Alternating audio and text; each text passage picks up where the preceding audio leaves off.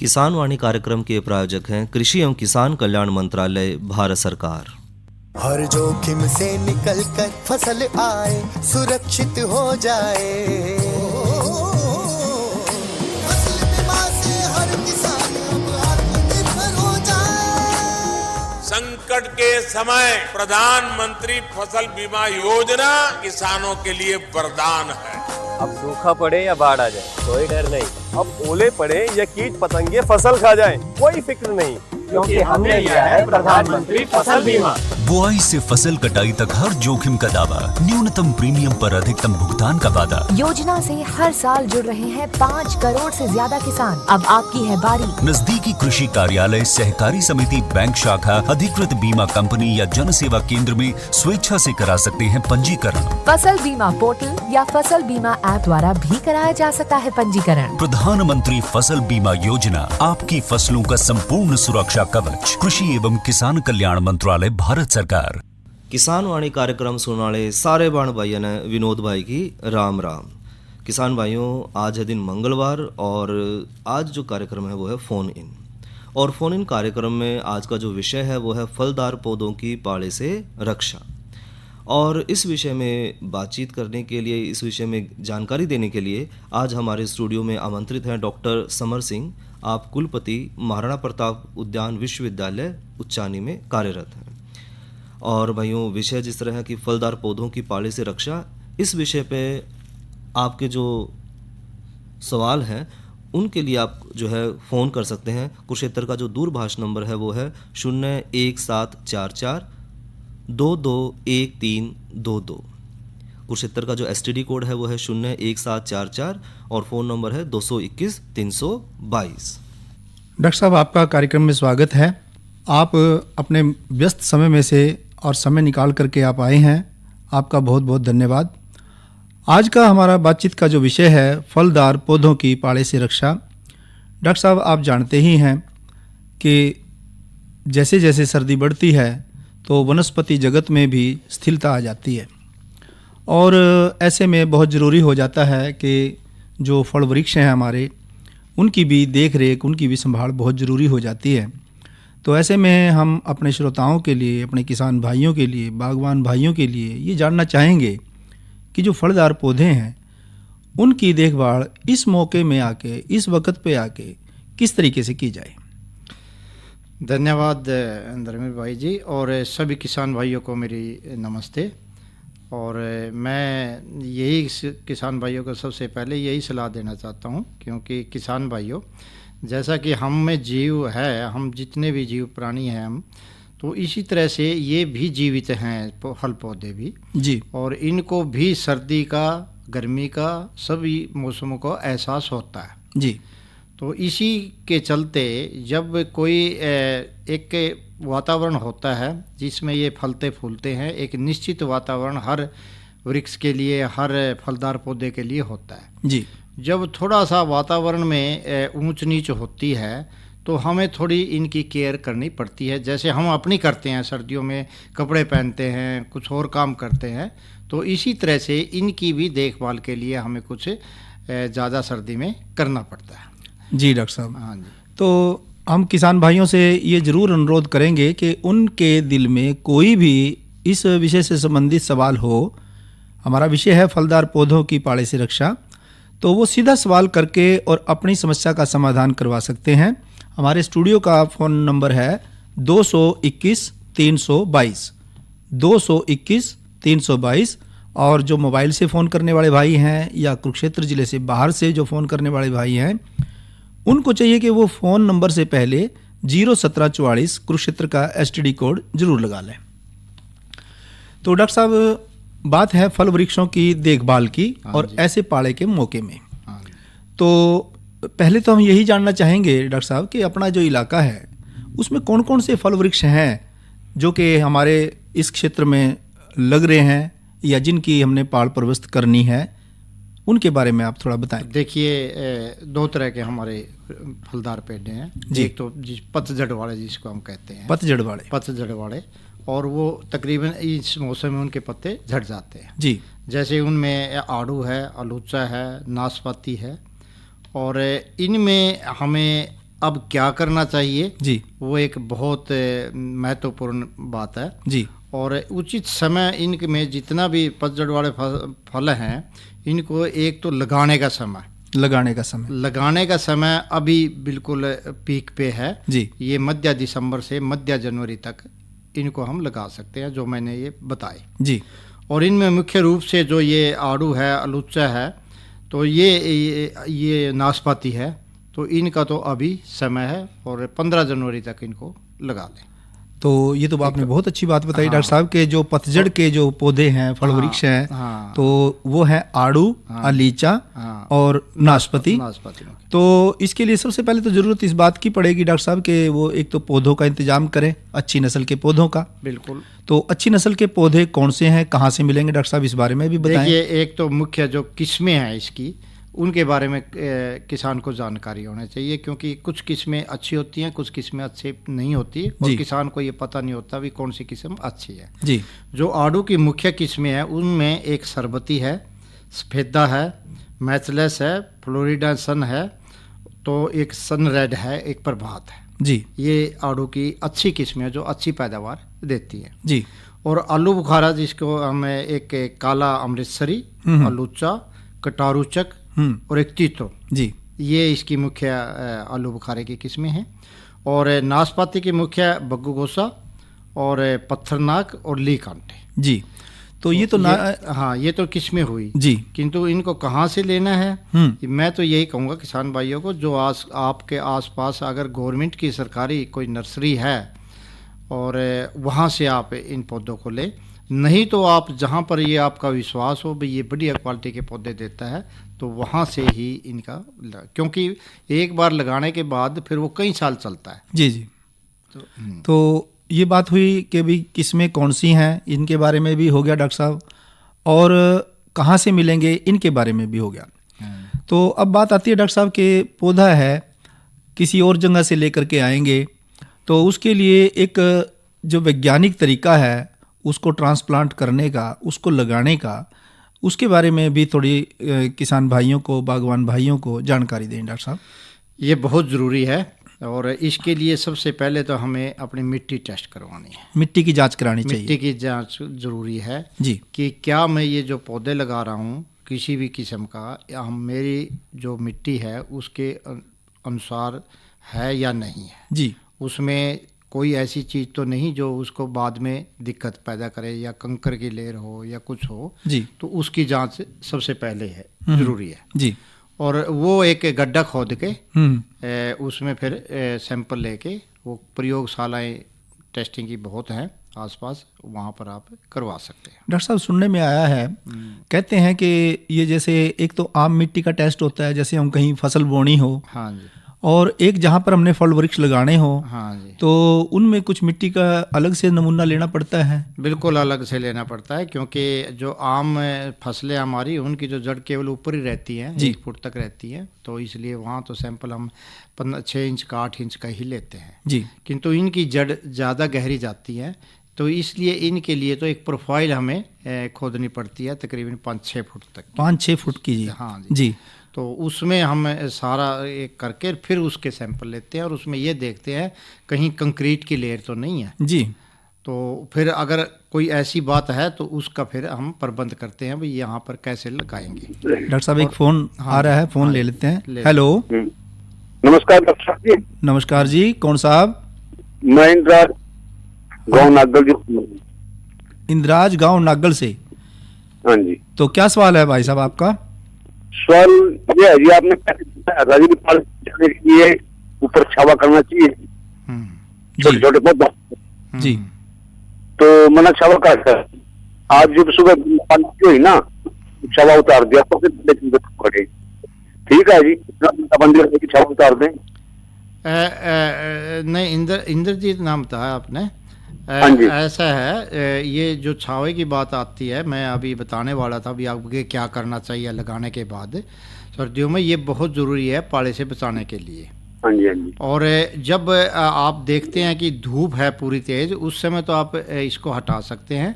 अगर जैसे आज है, आज धूप नहीं थी तो आज नहीं जरूरत थी इसके बूंदाबांदी हो रही है जनाब, बूंदा तो लगनी अच्छी है। हाँ, अगर बूंद आती है तब आप कर सकते हैं। हाँ जी, आज उतार दिया। आज उतार दिया। और किंतु आप ध्यान रखना, पाला रात को पड़ता है। हाँ जी। तो जब अगर इसको उतार दिया और अपना इसके बाद कोई पाला पड़ा तो रात को फिर इसके जरूर ढक दे, दोबारा फिर लगाओ। दोबारा फिर लगता है, क्योंकि पाला तकरीबन जैसे दिन में धूप होगी और ठंडी हवा चलेगी तो वहाँ पर चांस होता है फिर पाला पड़ने के। तो वो आपने ध्यान रखना है। हाँ जी, हाँ जी, हाँ जी। ठीक है, धन्यवाद भाई साहब। तो डॉक्टर साहब, अब हमने मिट्टी की जांच करा ली। हाँ जी। और मिट्टी की जांच कराने के बाद ये पता चल गया कि इस मिट्टी में आड़ू भी लग सकता है, अलूचा भी लग सकता है, नाशपाती भी लग सकती है। हाँ जी। पौधा लगा भी दिया। ठीक है। या उस वक्त जैसे लगाने के वक्त में क्या कुछ सावधानी बरते बागवान भाई, इसके बारे में थोड़ा बताओ डॉक्टर साहब।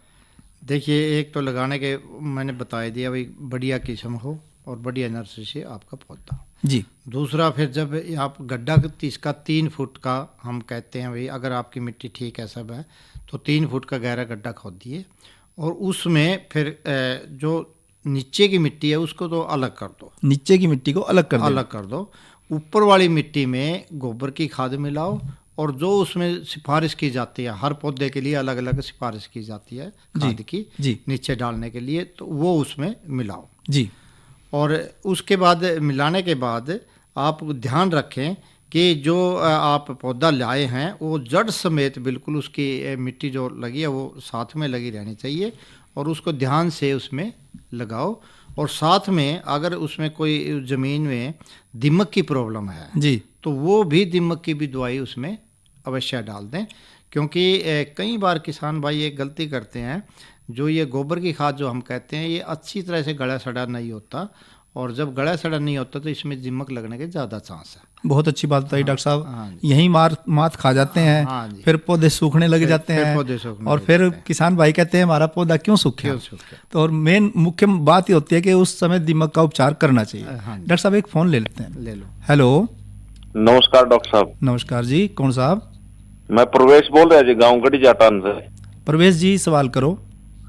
जैसे आम का पेड़ लगाना जी, किस टाइम लगाना, पेड़े से पेड़े की दूरी कितनी होनी चाहिए, खड्डा कितना बड़ा खोद दें, क्या क्या डाल लें, ये प्रश्न था जी हमारा। जी डॉक्टर साहब, कौन सी वैरायटी ठीक है जी? जी जी जी, सुनो जी डॉक्टर साहब। देखिए, आम का जो पौधा लगाना है वो आप बेहतर रहेगा कि जाके जुलाई अगस्त में, बल्कि सितंबर में लगाएं, जुलाई अगस्त। अच्छा जी। हाँ, या फिर इसमें भी लगा सकते हैं, फरवरी मार्च में भी। फरवरी मार्च में भी लगा सकते हैं। तो नहीं तो बढ़िया जुलाई अगस्त में रहता है। और उसका अब आम की वैरायटी पे डिपेंड करता है, क्योंकि आजकल ऐसी वैरायटी आ गई हैं जो ज़्यादा नहीं फैलती। अच्छा जी। अच्छा। तो उस वैरायटी के हिसाब से, किस्म के हिसाब से आप उसकी दूरी रखें। और क्योंकि पहले जो किस्में थी वो ज़्यादा फैलने वाली थी, ज्यादा ऊंचाई ना हो जी पेड़ की, ऐसा पेड़ चाहिए जी हमने जिसकी ऊंचाई कम हो। तो ये कई प्रकार की ऊंचाई, और आप तो ये नज़दीक आपके जो लाडवा में है। हाँ जी, लाडवा है। तो यहाँ आकर आप बहुत तरह की अच्छी अच्छी किस्में आम की हैं। अच्छा जी। तो उनमें वहाँ से लेके और उसी हिसाब से, क्योंकि आजकल एक और अच्छी रिसर्च हुई है, खोज हुई है कि नंबर ऑफ जो हम पौधों की संख्या बढ़ा दें और उनको उसी हिसाब से उनमें कार्रवाई करें तो आपको ज़्यादा आमदनी मिलेगी। अच्छा जी। हाँ जी, थैंक यू, धन्यवाद जी। तो डॉक्टर साहब, आप बता रहे थे कि भाई किस तरीके से हमने जो पौधा है उसको लगाते वक्त हमने क्लोरोपाइरीफास भी डालनी है। हाँ जी। नीचे की कम से कम जो हमने 3 फुट मिट्टी खोदी थी, उसमें से नीचे की कम से कम 1 फुट 1.5 फुट मिट्टी हटा देनी है और ऊपर की मिट्टी में ही हमने खाद वगैरह मिलाना है उसमें फिर हमने ढंग से उसको बोना है और क्लोरोपाइरीफास भी डालनी है। तो ये बोया गया पेड़ा, लगा दिया गया। तो इसके बाद डॉक्टर साहब, जब जैसे लग तो गया, छोटा सा पौधा है, ठीक है, उसको पाले से कैसे बचाएं? हाँ, ये बहुत ज़रूरी है जी। तो उसके लिए किसान के पास एक बिना खर्चे के जैसे कि ये पराली है जी, या कोई और ऐसा घास है, तो उसके घास से उसको ढकना चाहिए। डॉक्टर साहब, एक और फोन आ रहा है। Hello, hello. हाँ जी, नमस्कार डॉक्टर साहब। जी बोलिए, कौन साहब बोल रहे हो? Hello hello hello hello. हाँ जी बोलो सरकार, बोलो। हाँ जी, हाँ डॉक्टर साहब नमस्कार जी। नमस्कार। एक प्रश्न था डॉक्टर साहब, जो कुछ ये नींबू जाति के फल होते हैं, जैसे संतरा हुआ, मौसमी हुआ, माल्टा हुआ, इनमें खट्टापन बहुत होता है, तो इस खट्टेपन को कम कैसे किया जाए? खट्टेपन को कैसे कम किया जाए? और एक ये है, जैसे एक फल, एक आजकल चाइनीज ऑरेंज चला हुआ है 2 साल। हेलो, आपकी आवाज कट रही है भाई साहब। हेलो, चलो जितना उन्होंने सवाल किया डॉक्टर साहब। प्रवेश जी थे ना जी, तो बहुत मतलब एक एडवांस जानकारी ये चाहते हैं जी, और शायद कुछ और भी ये पूछना चाह रहे थे, बीच में कट गया जी।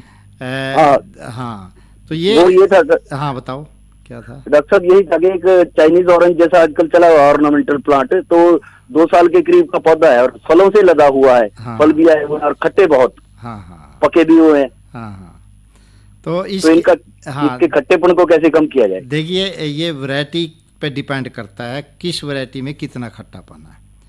हर वैरायटी में ये एक जैसा नहीं होता, और अगर आपको थोड़ा मीठा है तो उसके लिए अलग वैरायटी है, खट्टेपन वाली ज़्यादा वैरायटी हैं। किंतु हम अगर पूरी जो उसको सिफारिश हम रिकमेंड करते हैं खाद की, पानी की, और जो जितनी भी पैकेज और प्रैक्टिस हम करते हैं, अगर आप उनको करोगे तो उसमें जितना खट्टापन होना चाहिए उतना ही होगा, ज़्यादा नहीं होगा। किंतु कहीं ना कहीं अगर हम गड़बड़ कर देते हैं उसमें, तब थोड़ा बहुत ये हो सकता है। बाकी ये ज़्यादातर वैरायटी पे, किस्म पे डिपेंड करता है, किस्म के ऊपर नहीं। हाँ अच्छा, धन्यवाद जी। तो डॉक्टर साहब, आप बता रहे थे कि पौधा लगने के बाद उसको पाले से कैसे बचाएं? हाँ जी, मैं यही बता रहा था। जो बिना खर्चे के हैं वो एक पराली से ऊपर उसको ढक देते हैं, और उसको एक जो पूर्व की साइड है जहाँ से थोड़ा सा सूरज आता है जी, और उस समय क्योंकि सर्दियों में वहाँ की हवा कम चलती है, तो थोड़ा सा खुला छोड़ दें पूर्व की तरफ से, ताकि थोड़ी जो धूप है उसको वो लगती रहे। हाँ, उसको धूप भी लगना जरूरी है। जरूर है जी। और अगर लगता है कि ये पाला आज पड़ेगा, तो एक और भी काम उसमें करते हैं कि धुआं भी खेत के चारों तरफ है, अगर उस समय संभावना जिस दिन की हो पता लग जाता है जी, तो किसान भाई करते भी हैं जी, तो वो धुआं भी उस दिन कर दें तो पाले से ये बच जाते हैं। डॉक्टर साहब, कैसे पता चलता है कि आज पाला पड़ेगा या नहीं पड़ेगा? देखिए, ये तो मौसम विभाग तो बताता ही है, मौसम विभाग तो बताते ही है, उनके संपर्क में रहना चाहिए, खासकर जो भी बाग लगाते हैं जी। दूसरा, थोड़ा सा एक एक्सपीरियंस भी किसान को हो जाता है भाई, जब बिल्कुल ये जैसा जनवरी का महीना है जी, और आपको लगता है कि भाई आज तो धूप है, खिली हुई है, पूरी काम है, तो वो फिर संभावना बढ़ जाती है कि पाला पड़ेगा। यानी कि जिस दिन धूप खिली हुई होगी उस दिन पाला जरूर पड़ेगा। और पाला जरूर पड़ेगा, साथ में अगर शीत लहर सी दिन में कहीं चलती है तो। जी जी जी जी। तो डॉक्टर साहब, नया पौधा है, उसको लगा दिया, उसको आपने बताया कि इसमें तो कोई ज़्यादा खर्चे की ज़रूरत ही नहीं है, पराली से हम इसको ढक सकते हैं, पूर्व दिशा की तरफ से थोड़ा मुंह खोल कर रखें ताकि वो धूप का भी सेवन करता रहे। बिल्कुल। और इस तरीके से ये जो 1-2 महीने का टाइम है ये निकल जाएगा, बसंत आने के बाद पौधा संभल ही जाएगा, समझ जाएगा। और फिर उसके बाद उसमें जो पहले से लगाए हुए पौधे हैं जी, थोड़ा सा उनके बारे में जरूर बताऊंगा मैं। जी डॉक्टर साहब, क्योंकि वो बहुत जरूरी है, खासकर इन पतझड़ वालों में जी। और वो है इनकी कटाई छटाई, क्योंकि अगर कटाई छटाई हम नहीं करेंगे तो पौधा फल नहीं देगा लंबे। जी डॉक्टर साहब, कटाई छटाई बहुत जरूरी है, इसके बिना पौधा फल नहीं देगा। तो हम इस पे चर्चा करेंगे डॉक्टर साहब, एक फोन ले लें। ओके, ठीक है जी। जी, हेलो हेलो। हाँ जी, कौन साहब? मैं सीताराम जी बोल रहा हूँ जी। सीताराम जी, कहाँ से बोल रहे हैं? यमुनानगर से सर। आपका स्वागत है कार्यक्रम में, सवाल करो। सवाल ये है सर कि हर जगह पर जो है नर्सरी जो है सरकारी जी, उसमें फलदार वृक्ष मिलता नहीं है, तो यमुनानगर में कौन सा नर्सरी है जिसमें फलदार वृक्ष मिलता है, इसका एड्रेस बताएं सर।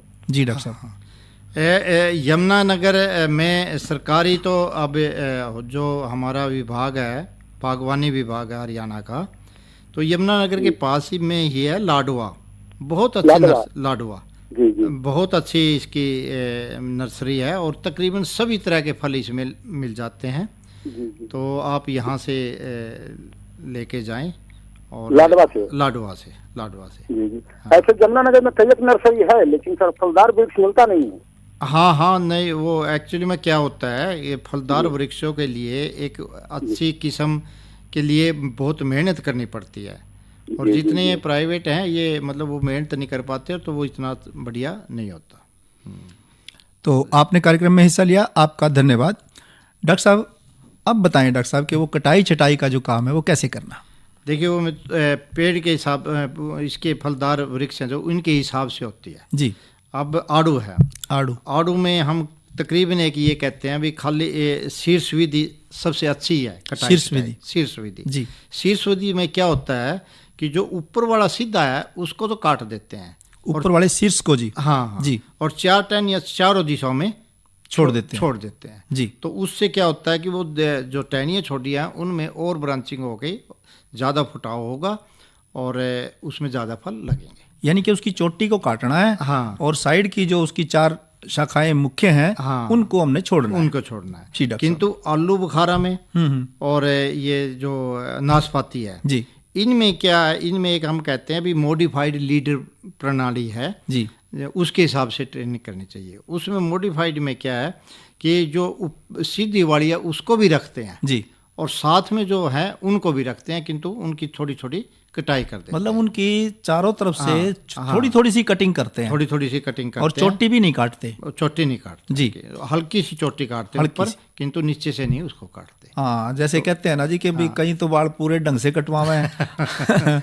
और कहीं आजकल के बाल को थोड़े थोड़े से काट दे। बिल्कुल बिल्कुल जी डॉक्टर साहब। तो यानी कि उससे फिर जो है वो बढ़वार पौधा अच्छा लेगा। मतलब हम मध्यम सी काट छांट उसको कहते हैं जी, मध्यम से कर देनी चाहिए। जी डॉक्टर साहब।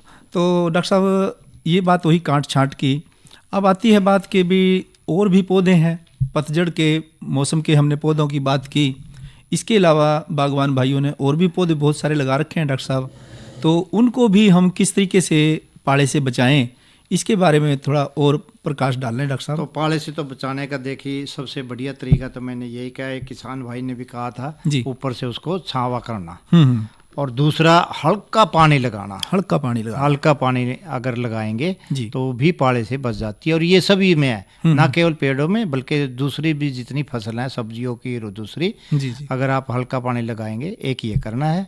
और तीसरा काम अगर धुआं कर दें तो उससे भी कर सकते हैं। जी डॉक्टर साहब। हाँ, तो एक डॉक्टर साहब ये कहते हैं कि भी जैसे छोटे पौधे हैं, हाँ, तो उनके अगर हम खेत के जो साइड में जोड़ पे बहारवाई और ऊंचे ऊंचे पेड़ लगा दें, ये तो वो भी बताते हैं कि कुछ रक्षा करते हैं डॉक्टर साहब। ये बहुत अच्छी बात है और हम सिफारिश भी करते हैं जी। भाई जब कोई किसान भाई बाग लगाता है तो उसके चारों तरफ बड़े पेड़ लगाएं जी, ताकि वो पाले को तेज हवा से उनसे उसको अपने बचा के रखें। जी, बहुत जरूरी है।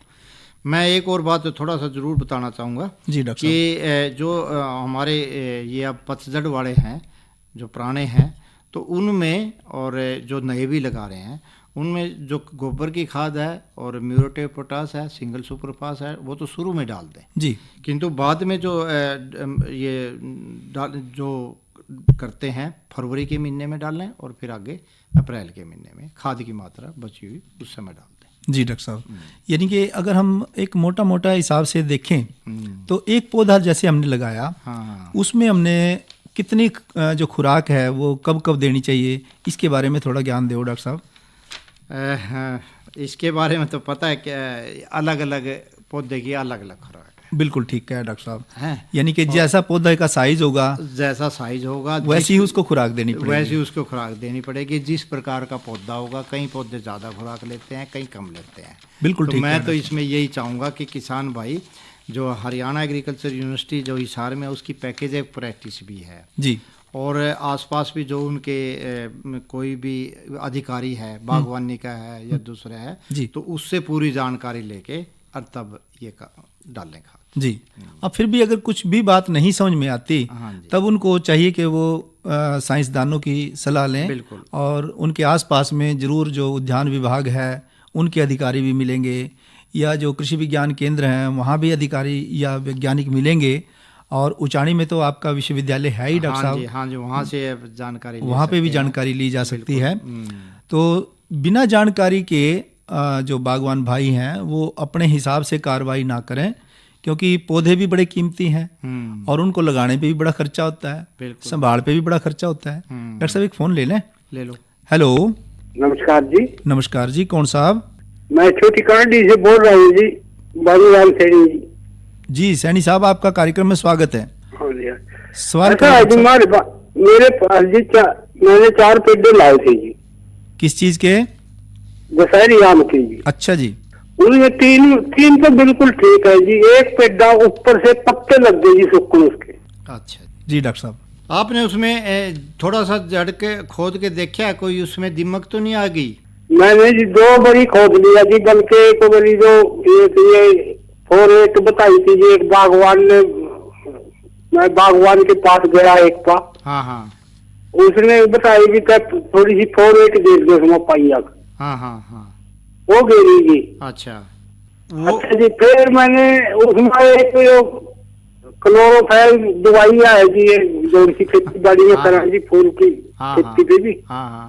वो उसके ऊपर छिड़की जी। अच्छा अच्छा। लेकिन कोई काम नहीं आ रहा जी उसमें फिर।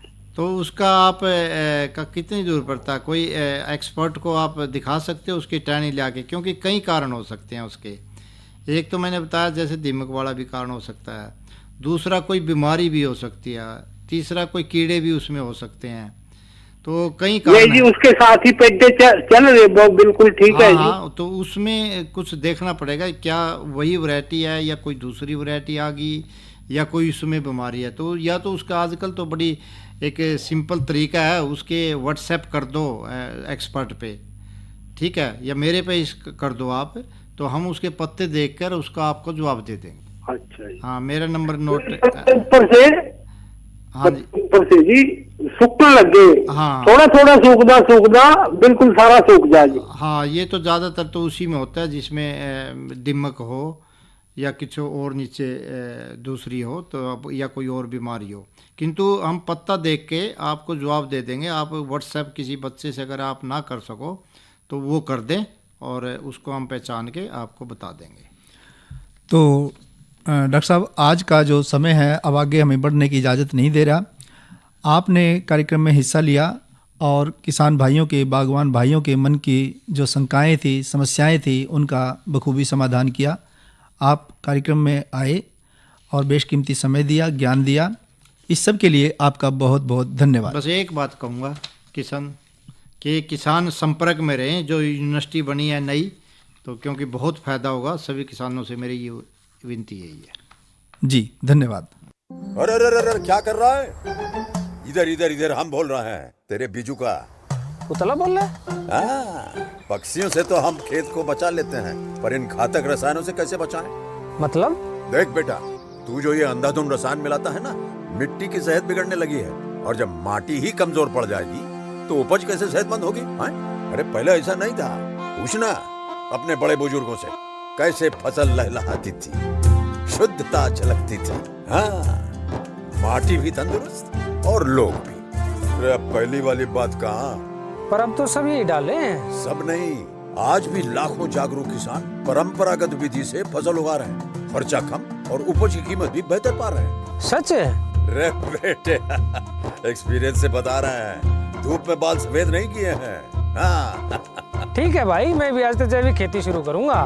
माटी से प्रेम की परंपरा है, परंपरागत खेती।